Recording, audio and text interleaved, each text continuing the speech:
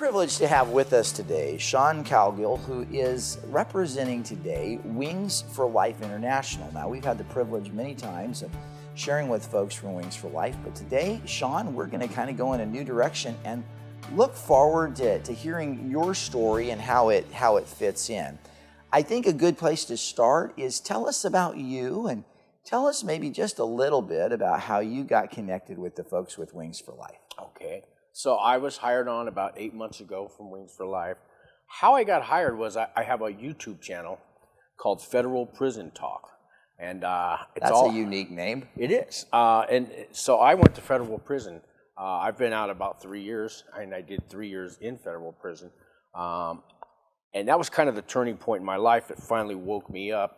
But I started this channel because in the federal system, people go through pretrial. It was 4 years for me on pretrial. So you're at home, you can go to work and all that, but one day you're going to go to prison. And every couple months you go to court and you check in and you take drug tests and you check in with a pretrial officer. But sooner or later they're going to sentence you. And it's a living hell. Your life's on hold, Wow. So I started the channel to help people that went through the same thing I did. Because there was 2 guys doing it before I went to prison who helped me and answered 100 questions I have that the lawyers can't help you with.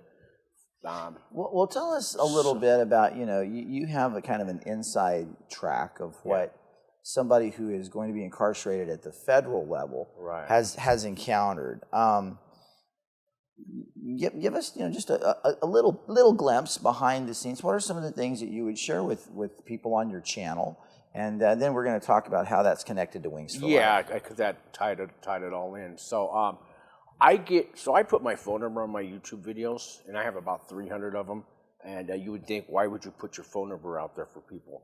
I'm going to tell you, God doesn't let crazy people call. I've been doing it 2 years. Never had crazy people call me. I get 2 or 3 or 4 calls a day, nothing more than I can't handle, but usually from different people. I probably talked to 500 people in the last 2 years. Wow. And they call me up, I've been watching your videos, there's so much help, thank you, I can't find these answers, my lawyer doesn't know how to get into a RDAP program to give me a year off, I don't know how to write a character reference letter, my lawyer won't have time for me, what's it like to use the bathroom in prison, are they going to beat me up when I go there? I'm getting the people that are nonviolent, that are out on the pretrial, like I was telling earlier, the terrorists, the rapists, the murderers, they're locked up the whole time until they're sentenced. I can't help those guys because they're locked up. But the ones, the nonviolent, and that includes a lot of drug dealers that are nonviolent, they call me and they want help. And they're almost crying when they call me because I think they've watched my videos and they realize you got to take accountability for what you did, your crimes, your actions, everything you did.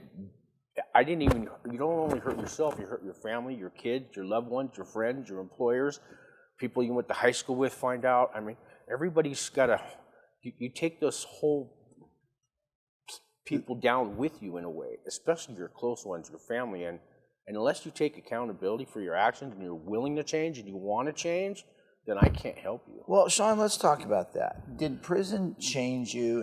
We hear various stories. Some people say, the extreme position, there shouldn't be prisons anymore. I'm not sure that's accurate. No, we need prisons. But did it change you for the better or for the worse? Because I think you can hear both sides of that coin. It changed me for the better. Now, there are some people that go to prison, they come out worse.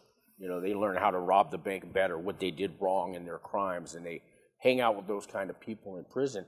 And yes, it can be like a learning institution for criminals. There are those ones that go to prison, they get nothing out of it. Well, how about it for you? What was it like for you? For me, it was a big wake-up call. I had been to jail a couple times. I also had a drug and alcohol problem, and I tried a couple drug rehabilitations, but I couldn't pull together more than a year clean and sober until I went to prison. And where I was at was a minimum federal prison camp in Florence, Colorado, with no fences. Only out-of-bounds signs. So if I wanted drugs, they were there. But this was a wake-up call for me. I was 52 years old. I had to look at my life. I was there for wire fraud, for filing false tax returns. For, so what they would consider as a white-collar crime? Right, white-collar crime. But I did it for like 100 people. I had them cheat on their tax forms so I could take a cut of refunds. So let's talk about but now. I'm guilty, and I did it, and it was wrong. So now, today, you're working with Wings for Life. Working with Wings for Life International, and those folks are working with people who are getting out of prison. So you have a job with them. You're employed by them to help people. How do you connect your own personal life experience to what could be helpful to somebody who is going through, maybe they're not in a federal prison, maybe they're in a state prison or something else. We kind of, it's half and half in Albuquerque. I'd say our clients are half federal and half state. Okay. But, mothers come in with their 3 kids and the husband's in prison. And they have nobody else to turn to. Nobody understands. We understand. The first thing we do is let you know we understand when we come in the door. We have people coming out of prison. They're at the federal halfway house. They have to do community service, and the word gets out to go to Wings for Life. But when they come through that door, I'm the first guy to greet them and tell them, hey, I'm just like you, don't worry. We're going to get you through this, and we're going to help you find a job. We're going to help you reunite with your family and find a place to live when you get out of the halfway house. And is there a hopelessness amongst a lot of people as they come out of incarceration? You're labeled a felon. Your family's disowned you. The average person who does 5 years longer or more in prison is probably not going to have a wife to come home to or a girlfriend. Vice versa, when a woman goes to prison. The guys that I've seen in prison, after 5 years, they've left you. They don't want to wait for you anymore because you've hurt them while you're locked up. You hurt your family, you hurt your kids, you hurt your employers, you hurt your friends, and you come out and you still have this label on you. And people don't want to really hire felons. Yeah, they'll let us work, shine their shoes, make their Subway sandwich, work at Taco Bell, do their roof, unplug their toilet, but they don't want to give us any real professional jobs. And it's tough out there. It's tough to make it. So you work on connecting those people back into the labor market, working with them on, I would assume, and I know that you only do one facet of it, but there's other important things to support the family and those who are dealing with this loss and this trauma. You weren't always from Albuquerque, were you, Sean? No. I'm born and raised in San Francisco, and I do come from a broken home. And so alcoholic parents, and they both died of alcoholism. My father died while I was in prison, but I was able to make our amends with him because I didn't have it easy, and I used that for a long time as an excuse, but eventually you got to grow up. We were talking about this earlier. You got to take accountability. What were you telling me that God... Yeah, there's not anybody who gets through life without pain. Yeah.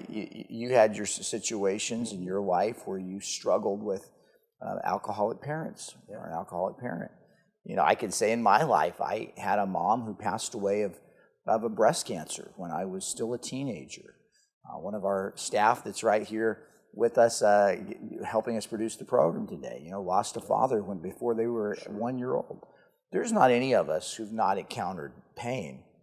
But Sean, we do have to get to a point where we take responsibility for us and understand that each of us are responsible for our own actions. We have to understand that we are responsible for ourselves. Well, how'd you get to Albuquerque? I mean, that's a long way from San Francisco to Albuquerque. So Ann Edenfield Sweet is our co-founder over at Wings for Life. She started watching my YouTube channel. Wow. And saw that I'm helping these guys and just saw something in me, calls me up. Would you like to come on my Monday night Zoom and YouTube show that we do? I said, sure. So we did it remotely. Then I had her come on my channel. And we started just keeping in touch. And a couple months later, she calls up and offers me a job. Wow. Yeah, we have We have a program called Wings Works, where we are going to be training people coming out of prison to teach them how to run their own business. We have some workshops. We have 2 businesses that have donated their businesses to us. Wow. So that one lady is retiring, and she does ceramic, pottery, and clay works and stuff. But she has all the customers lined up. It's a wholesale business. She's giving us the business. Amazing. So we're training people, and we're going to be hiring more and more people. We just got to hire a friend of mine who I spent time with in Florence, Colorado. I'm so glad that now I get to work with a guy, one of these guys that was my support group in prison, one of the good guys. Wow. And, today we're both clean and sober. We're helping others. We're giving back. And it's a good feeling, man. Man, that is a great reality. Well, there's been information on the screen how you can get in touch with Wings for Life International, and we would encourage you, if you are going through a situation where you're in contact, or you have a family member or a friend who is going into prison, or maybe people are on the outside and they need to be supported, Wings for Life International is a great group. Sean, thanks for sharing your story today. Thank you.